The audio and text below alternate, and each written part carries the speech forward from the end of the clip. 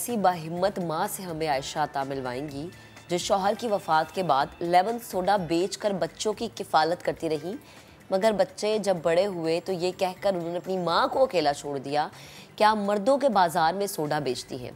तन तनहा दुखी माँ की कहानी पहले आपको दिखाते हैं, सुनवाते हैं, फिर इस बाहिम्मत माँ से आपकी मुलाकात करवाएंगे।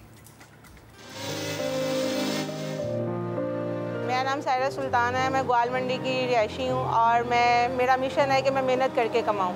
सर्दियों में वो सुपर सब्ज़ चाय लगाती हूँ, गर्मियों में मैं मिल्ट मार्गरीटा और लेमन सोडा लगाती हूँ। जब मैं 25 साल की थी तो मेरे हस्बैंड की डेथ हुई ना, तो मुझे लोगों ने कहा जी बड़ी मुश्किल लाइफ है, मेहनत करना अल्लाह को पसंद है और मेहनत करने वाला अल्लाह का दोस्त है। मुझे अच्छी तरह याद है कि मैं अपने बच्चों को ना पानी में चीनी डाल के मिक्स करके देती थी। 2-2 दिन भूखे हैं। यहाँ तक कि रमज़ानों में मैंने सिर्फ अफ्तारी में खजूर और वो पानी से रोज़ा खोलती थी और ढकती भी मैं पानी से थी। मेरे दोनों बच्चों में से एक बच्चे को लगा कि ये मैं गलत कर रही हूँ, तो उस बच्चे ने मुझे बोला कि ये हमारा स्टैंडर्ड नहीं है, हमारा स्टैंडर्ड ये मेहनत करना या स्टॉल लगाना। जिम्मेदारी थी ये 3 बच्चों की कफालत करना। अगर उसमें से एक नहीं बना तो इसमें उसका कोई कसूर नहीं या मेरा कोई कसूर नहीं, ये नसीबों में था। मेरे जैसी बड़ी ऐसी माएँ हैं जो दिल से अपने बच्चों की कफालत करती हैं, लेकिन उनको जो एंड पे सिले मिलते हैं ना, वो ऐसे मिलते हैं कि औलादें कहीं छोड़ के चले जाते हैं। बच्चा छोड़ के चला गया, उसके लिए मैं दुआ गो हूँ। मैं एक माँ हूँ तो मैं जाहिर है उसको अच्छी की दुआ दूँगी। रिपोर्ट हमने आपको दिखाई। अब सायरा सुल्तान यानी ये बाहिम्मत माँ इस वक्त मेरे साथ मौजूद है, उन्हें शामिल गुफ्तगू करते हैं। अस्सलाम वालेकुम, गुड मॉर्निंग, कैसी हैं आप? वालेकुम सलाम, शुक्र अल्लाह का, ठीक, आप सुनाएं? अल्हम्दुलिल्लाह।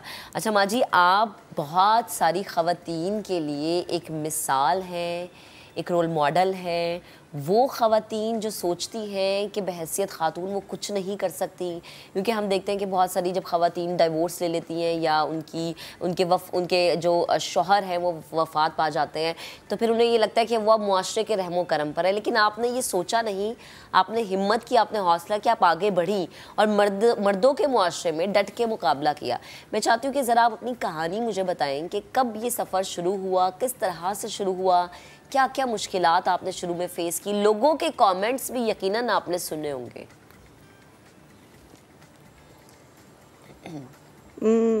ज़ाहिर है आपको पता है जब शोहर चला जाए दुनिया से तो मुश्किलात शुरू हो जाती हैं साथ ही।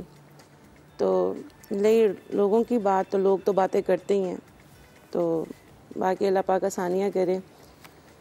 और ज़िंदगी का सफ़र ऐसे ही शुरू हुआ। मियाँ की डेथ होगी तो फिर मैंने घर में गुजारा किया। मेरी माशाल्लाह एक अपनी दुकान है जिसका रेंट मुझे आता है। ज़बरदस्त। वो कुछ इतना नहीं था कि मेरा गुजारा हो सकता 2 बच्चों के साथ, तो फिर मैंने शुक्र अल्लाह का अपना स्टॉल लगाया अपनी दुकान के बाहर ही, मेहनत मजदूरी की और अल्हम्दुलिल्लाह अल्लाह पाक ने बड़ा अच्छा फल भी दिया।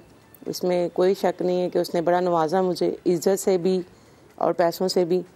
तो इज़्ज़त से मैं ज़्यादा खुश हूँ कि अल्लाह पाक ने मुझे इतनी इज़्ज़त दी है कि मैं जितना अपने रब का शुक्र अदा करूँ उतना ही काम है। लोग मुझे बहुत प्यार करते हैं। ज़बरदस्त।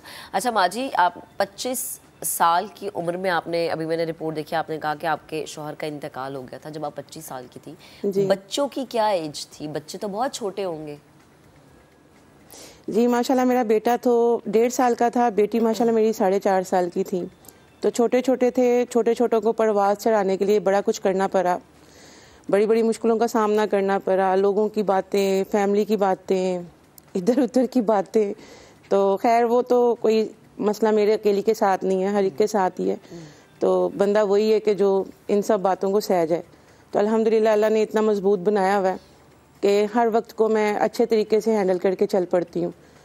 तो बड़ी मेहनत से पाले मैंने अपने बच्चे, लेकिन मेरी बेटी को लगा कि 18 साल की जब वो होगी तो उसको लगा कि मैं कुछ गलत कर रही हूँ। अच्छा।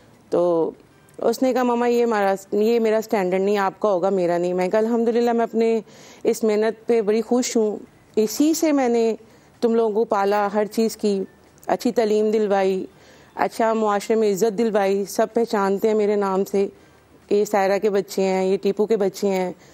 तो अगर आपको नहीं लगता कि ये आपका स्टैंडर्ड है तो आप बता दो, आपका जो स्टैंडर्ड है मैं वो कर देती हूँ। तो उसने कहा जी मेरे दाद के मेरा स्टैंडर्ड है। मैं कहा सो के ये भी घर वही है, वो भी घर वही है, दोनों में फ़र्क कोई नहीं है। वहाँ पे दादी हैं, यहाँ पे मैं हूँ, तो वो भी एक माँ है, मैं भी एक माँ हूँ। तो मैं कहा ठीक है, फिर आप क्या चाहती हो? उसने कहा मैं दादों के पास जाना चाहती हूँ। मैंने उसकी दादों को कॉल की, उनको कहा आके ले जाएं इनको। तो वो ज़ाहिर है अपना बेटा खो चुकी हैं। मेरे मियाँ यंग थे जब उनकी डेथ हुई। अच्छा। तो उनकी जब डेथ हुई तो फिर एक माँ अपने जवान बेटा जैसे खोती है, ये तो वही दुख जानती है। अल्लाह किसी माँ को ये दुख ना दिखाए। आमीन। तो वो जब भी मुझे मिलने आती थी तो ज़ारों कतार रोने लग जाती थी अपने बेटे को याद करके। वो यही कहती थी कि जब भी मैं तुझे और इन बच्चों को देखती हूँ ना तो मुझे अपना आ जाता है। तो मुझे लगा कि अल्लाह पाक ने उनके लिए ये मरहम रखा था कि वो अपने बाप से भी बड़ी मिलती है। तो फिर मैंने कहा ठीक है, दादी भी माँ ही है, माँ से भड़के है बल्कि। तो मैं कहा ठीक है, कोई फ़र्क नहीं, ये भी घर वही है, वो भी घर वही, तुम कौन सा किसी गैर के पास जा रही हो जो मैं सोचने पे मजबूर हो जाऊँ, या मैं कोई ऐसे काम करूँ कि जिससे तुम्हें भी तकलीफ़ हो, मुझे भी और दूसरों को भी हो। तो मैं कहा ठीक है, कोई बात नहीं, दादों के पास जाओ। और माशाल्लाह उसकी दादो उसको बहुत प्यार करती है, माशाल्लाह वो अपनी लाइफ में बड़ी खुश है। तो बेटा आपके साथ ही होता है सायरा? तो अल्लाह का शुक्र है, उन्होंने फूलों की तरह ही रखा है। मेरे से ज़्यादा ही प्यार दे रहे हैं, मुझे इतना पता। सही, लेकिन माँ से बढ़ के तो कोई प्यार नहीं कर सकता ना, क्योंकि माँ ने तो पैदा किया है और उस जैसी मोहब्बत तो उसका कोई नेमुल बदल ही नहीं है दुनिया में। मुझे बताइए, मैं आपके बेटे के हवाले से पूछना चाह रही हूँ, वो आपके साथ ही होता है? वो माशाल्लाह मेरे साथ है और मेरे शाना बशाना है। अल्लाह उसको ज़िंदगी तंदुरुस्ती दे, बेटी को भी दे, उसको भी दे। लेकिन मेरा जो बेटा है वो माशाल्लाह मेरा बड़ा ताबेदार, बेटी जाने से ज़्यादा हो गया है। और मैं खुश नसीब माँ हूँ इस हवाले से कि मेरा बेटा मुझसे इतना प्यार करने लग गया कि मेरी सोच से ज़्यादा ही हो गया। और मैं इसमें अल्लाह का बहुत शुक्र अदा करती हूँ कि चले एक पे अगर उसने वो किया तो दूसरे में उसने मरहम भी तो लगाई है ना। और बेटे तो सारा वैसे मैंने अपनी लाइफ में देखा है कि जब मुझ पे कोई मुश्किल आई है, परेशानी आई है ना, तो मेरे अल्लाह पाक ने मुझे बहुत प्यारा यानी कि इनाम दिया है। तो मैं उसका शुक्र अदा ही करूँगी। तो अल्लाह का शुक्र है, चलें अपनी मर्ज़ी से मैंने उसे भेजा, ये नहीं कि वो झगड़ के गई है या इस तरह, ऐसा कुछ भी नहीं है। दादी के पास ही गई, कौन सा किसी गैर के पास है।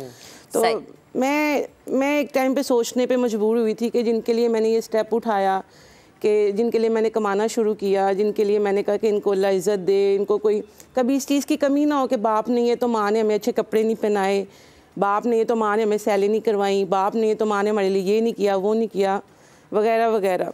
इन सब बातों से मैंने, और अल्हम्दुलिल्लाह मैंने कोई गलत काम नहीं किया, पूरी दुनिया के सामने है, मेहनत करती हूँ, मजदूरी करती हूँ, बहुत अच्छा काम, ये मेरा हक भी है, राइट भी है।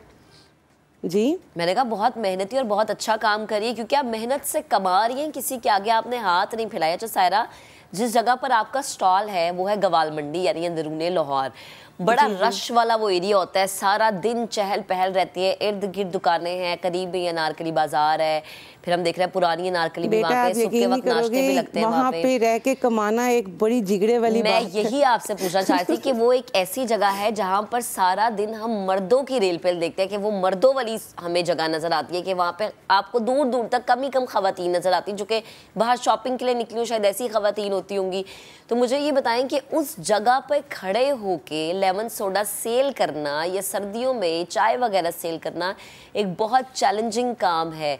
तो आपने इस चैलेंज को किस तरह फेस किया? क्योंकि ये तो घर की बात हो गई, लेकिन बाहर सोसाइटी से भी लोगों के कमेंट्स मिलते हैं, लोग बातें करते हैं, वो आपने किस तरह फेस किया?